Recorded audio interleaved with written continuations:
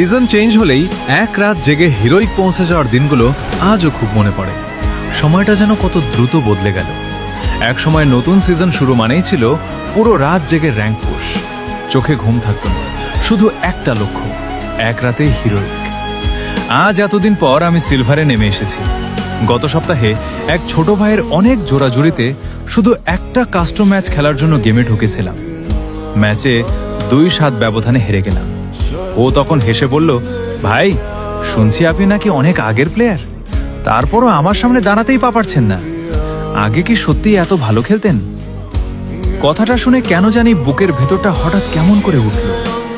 মুহূর্তে চোখের সামনে ভেসে উঠল সেই পুরনো দিনগুলো। একটা সময় ছিল আমি একাই 4 জনের বিপক্ষে কাস্টম খেলতাম। এলাকায় সবাই আমাকে বড় মাপের প্লেয়ার বলেই চিনত। ফ্রি ফায়ারের কাস্টম শুরু হলেই কে আমাকে নিজের দলে নেবে সেটা নিয়ে টানাটানি পড়ে যেত।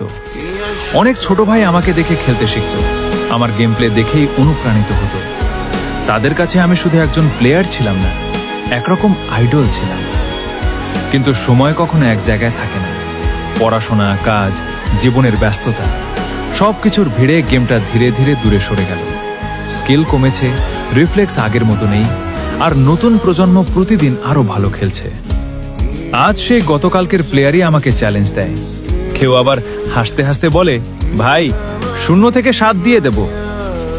আসলে কষ্টটা হারার জন্য নয়, কষ্টটা হলো যে নামটা একদিন সবাই সম্মান নিয়ে উচ্চারণ করত, আজ সেটা অনেকের কাছেই শুধু একটা পুরনো গল্প।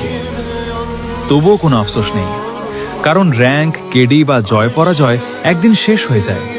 কিন্তু সেই রাত জাগা মুহূর্তগুলো, বন্ধুদের সঙ্গে হাসি আড্ডা, কাস্টমের উত্তেজনা আর অসংখ্য স্মৃতি, এসব কখনো পুরনো হয় না। সময় বদলেছে, মানুষ বদলেছে, গেমও বদলেছে, কিন্তু স্মৃতিগুলো এখনো আগের মতোই রয়ে গেছে।